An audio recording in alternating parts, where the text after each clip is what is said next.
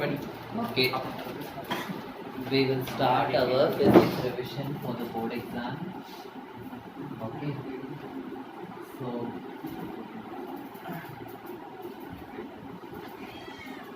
we will be revising MCQ questions, அதுக்கப்புறம் assertion reason questions, fill in the blanks type of questions, எல்லாமே வந்து எல்லா kind of 1 mark questions we will be revising. Okay, and எல்லா chapters ஓடதும் we will be revising.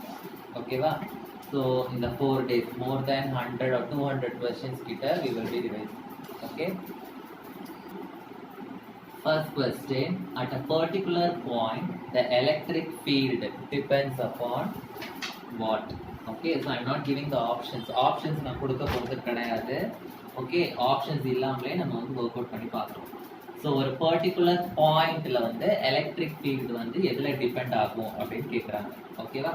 So electric field ஓட formula என்னது? E is equal to F by Q. Okay, so F na உங்களுக்கு தெரியும் force ஓட formula வந்து 1 by 4 pi epsilon naught Q into Q divided by R square. அதாவது Q1 Q2 by R square. நான் இங்க வந்து capital Q small q னு எடுத்துக்கிறேன். Divided by Q. So இந்த Q இந்த Q வந்து cancel ஆயிடும். So எனக்கு என்ன கிடைக்கும்? E is equal to 1 by 4 pi epsilon naught Q by R square அப்படின்னு கிடைக்கும். Okay, so இந்த Q1 அப்படின்றது வந்து source charge. Okay, so small q அப்படின்றது வந்து test charge. Okay, நம்ம electric field அப்படின்றது வந்து it will depend only on the source charge. It will depend only on the source charge. It will not depend on the test charge. Okay, it depends only on the source charge. So depends on the source charge. Okay, so depends on the source charge அப்படினு option கொடுத்திருப்பாங்க. அப்படி இல்லனா ஆப்ஷன்ல வந்து suppose it does not depend on the test charge னு கொடுத்திருந்தாங்கன்னா அதுவும் வந்து correct option. Okay, so it depends on the source charge இல்லனா it does not depend on the test charge. It does not depend on the test charge. Okay, இதுதான் வந்து ஒரு பாயிண்ட்ல electric field வந்து எதுல டிபெண்ட் ஆகும். Okay, so next question, the SI unit of electric field intensity வந்து என்ன அப்படினு கேக்குறாங்க. Okay, so உங்களுக்கு வந்து electric field ஓட ஃபார்முலா இந்த ஃபர்ஸ்ட் क्वेश्चनல தான் நம்ம எழுதிருக்கோம். What is the formula for electric field? E is equal to F by Q. F னா என்னது? force ஓட யூனிட் என்னது? நியூட்டன். Okay, charge ஓட யூனிட் என்னது? கூலும். So கூலும் வந்து மேல போயிடுச்சுனா எனக்கு Newton coulomb inverse. So the SI unit of electric field intensity வந்து Newton coulomb inverse. Okay, third question, the electric field due to a single charge is, suppose for example there is a single charge like this. Okay, ஒரே ஒரு single charge இருக்கு அப்படினா suppose இந்த சார்ஜை வந்து நான் positive சார்ஜா consider பண்றேன். Positive சார்ஜ்னா electric field lines எப்படி இருக்கும்? It will be facing outwards. Okay, so இந்த ends எல்லாம் நான் கனெக்ட் பண்ணா என்ன ஆகும்? I will get a sphere மாதிரி 3 டைமென்ஷனலா யோசிங்க. எல்லா சைடுலயும் அந்த எலக்ட்ரிக் ஃபீல்ட் லைன்ஸ் வெளியில வரும். So electric field due to a single charge. இதே நெகட்டிவ் சார்ஜா இருந்தா எப்படி இருக்கும்? எல்லாமே வந்து உள்ள வரும். ஓகே, அந்த கேஸ்லயும் எனக்கு எப்படி தான் இருக்கும்? எல்லாத்தையும் கனெக்ட் பண்ணா எனக்கு ஸ்பியரா தான் வரும். So electric field due to a single charge, ஒரு single chargeல electric field எப்படி இருக்கும் அப்படின்னா it will be spherically symmetrical. It will be spherically symmetrical or spherically symmetric. Okay, so next fourth question, the electric dipole moment வந்து எப்படி இருக்கும்? எந்த டைரக்ஷன்ல இருக்கும் அப்படின்னு क्वेश्चन கேட்டாங்க அப்படின்னா, சப்போஸ் உங்களுக்கு தெரியும் மைனஸ் கியூ இருக்கு, பிளஸ் கியூ இருக்கு, உங்களுக்கு தெரியும் கரெக்டா? ஸோ எலக்ட்ரிக் ஃபீல்டு லைன்ஸ் எந்த டைரக்ஷன்ல போகும் அப்படின்றத நீங்க படிச்சிருப்பீங்க கரெக்டா? எலக்ட்ரிக் ஃபீல்ட் லைன்ஸ் வந்து it will move from positive to negative. Electric dipole moment ன்னு கேட்டிருக்காங்க. இங்க electric field lines கேட்கல, electric dipole moment. So electric dipole moment எந்த direction அப்படின்னு கேட்டாங்கன்னா it is directed from minus q charge to plus q charge. It is directed from minus q charge to plus q charge. Okay, electric dipole moment oda direction என்னது minus q charge to plus q charge. Fifth question. Okay, electric field intensity due to an electric dipole. Okay, இப்போ இந்த question வந்து it is similar to the first question. பாருங்க, இப்போ electric field intensity of a point charge, ஒரே ஒரு charge இருக்கும் போது எனக்கு என்ன வருது? எலக்ட்ரிக் ஃபீல்டு இங்க இருக்கு, இங்க வந்து 1/r² இருக்கு. ஒரு பாயிண்ட் சார்ஜ் அப்படின்னு கொடுத்திருந்தாங்க, electric field intensity due to point charge அப்படின்னு கொடுத்திருந்தாங்கன்னா எனக்கு என்ன வரும்? is proportional to 1/r² அப்படின்னு வரும். ஆனா இங்க வந்து பாயிண்ட் சார்ஜ் கொடுக்கல, என்ன கொடுத்திருக்காங்க? Electric field intensity due to an electric dipole அப்படின்னு கொடுத்திருக்காங்க. டைபோல்னா என்னன்னு உங்களுக்கு தெரியும். Two equal and opposite charges separated by a small distance. It is called as என்னது? Dipole. So இந்த மாதிரி இருந்ததுன்னா அதோட எலக்ட்ரிக் ஃபீல்டு என்னவா இருக்கும்? So இதுல நம்ம வந்து ரெண்டு கேசஸ் படிச்சிருக்கோம் லெசன்ல, ஆக்சியல் லைன், ஈக்குவட்டோரியல் லைன் அப்படின்னு. ரெண்டு டெரிவேஷன்லயுமே பாத்தீங்கன்னா எனக்கு E is equal to some expression divided by r cube அப்படின்னு தான் வரும். ஓகேவா? சோ எனக்கு கரெக்ட் ஆன்சர் வந்து E is proportional to 1/r³. Okay, due to point சார்ஜ்னு கொடுத்தாங்கன்னா ஓகேவா அது வந்து 1/r². டியூ டு எலக்ட்ரிக் டைபோல்னு கொடுத்தாங்கன்னா அது வந்து 1/r³. மறந்துடாதீங்க, electric field due to point charge na 1/r², electric field due to electric dipole அப்படினா 1/r³. okay, at a given distance from the center of the electric dipole, the electric field intensity of axial line is k times the field intensity of the equatorial line. So axial line, equatorial line, இந்த ரெண்டுத்தோட electric field intensity, அதாவது electric field formula வந்து எத்தனை times வந்து vary ஆகுது அப்படின்னு கேட்குறாங்க. இப்போ நம்ம வந்து ஆக்சியல் லைன் எடுத்துக்கிட்டோம் அப்படின்னா அதுல வந்து எனக்கு என்ன எக்ஸ்பிரஷன் கிடைக்கும் அப்படின்னா, கடைசியில எனக்கு அந்த டெரிவேஷனோட எண்டில் என்ன எக்ஸ்பிரஷன் கிடைக்கும்னா E is equal to என்ன கிடைக்கும்னா 1/4πε0 p/r³ அப்படின்னு கிடைக்கும்.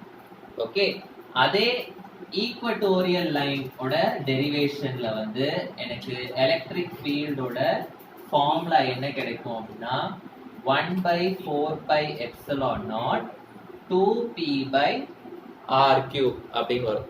ஸோ இந்த 2 வந்து நான் காமனா வெளியில எடுத்தேன்னா என்ன அர்த்தம்? ஈக்குவட்டோரியல் லைன்ல வர எலக்ட்ரிக் ஃபீல்டு வந்து 2 வெளியில எடுத்துட்டேன் அப்படின்னா 2 இங்க வந்துருச்சுன்னா மீதி என்ன இருக்கும்?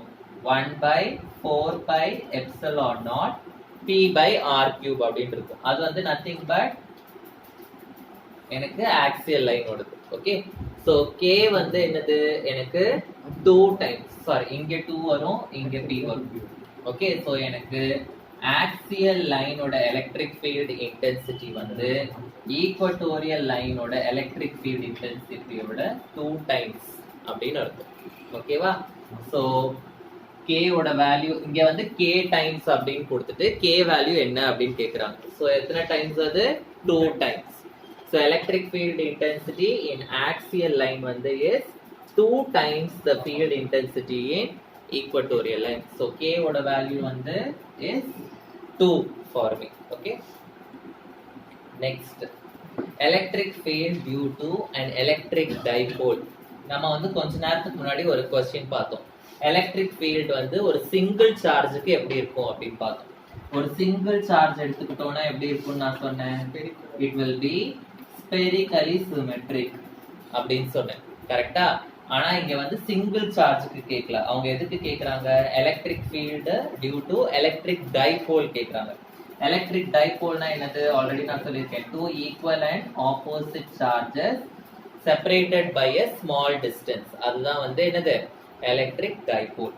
So due to a single charge னு கேட்டாங்கன்னா you will write spherically symmetric. அதே இது electric field due to electric dipole னு கேட்டாங்கன்னா you should write it is cylindrically symmetric. It is cylindrically symmetric. Okay? Next பாருங்க, when an electric dipole is held at an angle in a uniform electric field. So uniform electric field na eppadi irukum? It will be like this. Okay, ஒரு uniform electric field வந்து it will be like this. Okay, இதுல வந்து என்ன சொல்றாங்க? ஒரு electric dipole is held at an angle அப்படின்னு சொல்றாங்க. So அதாவது electric dipole வந்து இதுலயே parallel-ஆ இல்லாம it will be present in an angle. ஒரு angle-ல சாட்சி வச்சிருக்கோம் electric dipole. ஓகேவா? அப்போ எனக்கு ஃபோர்ஸும் டார்க்கும் எப்படி இருக்கும் அப்படின்னு கேக்குறாங்க. சப்போஸ் நான் வந்து இந்த இடத்துல பிளஸ் கியூ சார்ஜ் எடுத்துக்கிறேன், இந்த இடத்துல நான் வந்து மைனஸ் கியூ சார்ஜ் எடுத்துக்கிறேன். இந்த இடத்துல பிளஸ் கியூ சார்ஜ், இந்த இடத்துல மைனஸ் கியூ சார்ஜ். ஸோ இதுதான் வந்து எலக்ட்ரிக் டைபோல். இதை வந்து ஸ்ட்ரைட்டா வைக்காம ஒரு ஆங்கிளா வந்து சாய்ச்சி நம்ம எலக்ட்ரிக் யூனிஃபார்ம் எலக்ட்ரிக் ஃபீல்ட்ல வச்சிருக்கோம். ஓகே, ஸோ ஃபோர்ஸ் எப்படி இருக்கும் அண்ட் டார்க் எப்படி இருக்கும் அப்படின்னு கேட்குறாங்க. Okay, so force due to plus q charge வந்து என்ன அப்படின்னா plus q e plus q e. So ஈனா உங்களுக்கு தெரியும் 1/4πε0 Q by R square. அதுதான் E ஓட ஃபார்முலா. ஸோ இன்டூ Q பண்ணோம்னா என்ன வரும்? 1/4πε0 Q1 Q2 by R square ன்னு வரும். ஓகேவா? புரியுதா? So 1/4πε0 Q1 Q2 by R square. இது வந்து ஃபோர்ஸோட ஃபார்முலா. நான் இது ரெண்டுத்தையும் Qன்னு எடுத்துக்கிறேன். ஸோ இந்த Qவை மட்டும் தனியா வெளியில எடுத்துட்டு மீதி இருக்கிற ஃபார்முலா வந்து எலக்ட்ரிக் ஃபீல்டோட ஃபார்முலானால ஈன்னு எழுதுறேன். அதான் F is equal to plus QE. ஓகேவா? இது வந்து என்னோட force due to plus q charge. அது வந்து எப்படி இருக்கும் அப்படின்னா it will be in this direction. Okay, and force due to minus q charge வந்து என்னன்னா minus QE. minus QE வந்து it will be in this direction. அதாவது ரெண்டுமே same, but they are in opposite direction. ஒன்று வந்து இந்த டைரக்ஷன்ல இருந்ததுன்னா இன்னொரு ஃபோர்ஸ் வந்து இந்த டைரக்ஷன்ல இருக்கும்.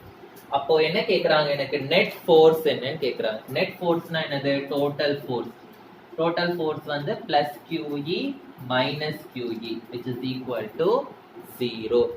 So F is equal to 0ன்னு இருக்கிற ஆப்ஷன்ல தான் ஏதாவது ஒரு ஆப்ஷன் வந்து கரெக்ட் ஆப்ஷனா இருக்கும். ஓகே, இப்போ டார்க்னா என்ன? டார்க்கும் கேக்குறாங்க. டார்க் அப்படின்னா it is a rotational force. டார்க்னா என்னது? It is a rotational force. Rotate ஆகுதா இல்லையான்னு பார்க்கணும். இப்போ இது வந்து மேல போகுது, இது கீழே இழுக்குது. ஸோ அப்போ இது வந்து இப்படி ரொட்டேட் ஆகுமா? ரொட்டேஷன் இருக்கு. அப்போ ரொட்டேஷன் இருக்கிறதுனால torque will not be equal to 0. Torque வந்து இருக்கு.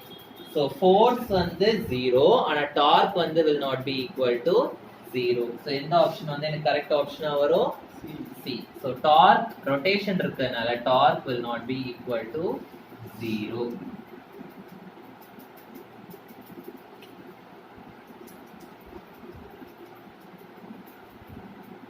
Next question. Potential energy of the electric dipole held at an angle theta in the uniform electric field is 0. So potential energy அப்படின்னு கொடுத்திருக்காங்க. ஓகேவா? potential energy of an electric dipole. Okay, electric டைபோலோட potential energy வந்து 0 அப்படின்னு கொடுத்திருக்காங்க. So அப்போ theta value என்ன அப்படின்னு கேட்குறாங்க. So electric field potential energy due to electric dipole, அதுக்கும் வந்து ஒரு டெரிவேஷன் படிச்சிருக்கோம் நம்ம. ஸோ அந்த டெரிவேஷன்ல டயக்ராம் எப்படி இருக்கும் அப்படின்னா இந்த மாதிரி இருக்கும். Plus q minus q diagram வந்து உங்களுக்கு இப்படி இருக்கும், பார்த்தீங்கன்னா தெரியும். ஓகே, டயக்ராம் வந்து இப்படி இருக்கும். ஓகே, உங்க புக்ல டெரிவேஷன் போட்டிருப்பீங்க. ஓகே, ஸோ இந்த டெரிவேஷனோட எண்டில் தான் வந்து அந்த ஃபார்முலா இருக்கும், பொட்டன்ஷியல் எனர்ஜியோட ஃபார்முலா. ஸோ அந்த பொட்டன்ஷியல் எனர்ஜி வந்து என்னன்னு சொல்றாங்க அப்படின்னா 0 அப்படின்னு சொல்றாங்க. ஓகே, அப்போ தீட்டா வேல்யூ என்ன? அந்த ஃபார்முலால தீட்டாக்கு ஒரு இருக்கு, ஓகேவா? தீட்டான்னு இருக்கு, சைன் தீட்டா அப்படின்னு வரும் அந்த ஃபார்முலாலேயே. ஓகே, சாரி காஸ் தீட்டான்னு வரும் அந்த ஃபார்முலால. ஓகே, அதுல 3 கேசஸ் பார்த்துருப்போம் நம்ம. தீட்டா இஸ் ஈக்குவல் டு 0 இருக்கும்போது பொட்டன்ஷியல் எனர்ஜி என்னன்னு பார்த்துருப்போம்.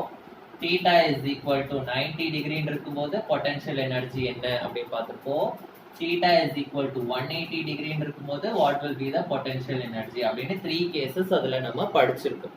அதுல இப்போ பொட்டன்ஷியல் எனர்ஜி வந்து 0ன்னு கொடுத்துருக்காங்க. அப்ப எந்த கேஸ்ல எனக்கு 0 வரும், தீட்டா என்ன அப்படின்னு கேட்குறாங்க.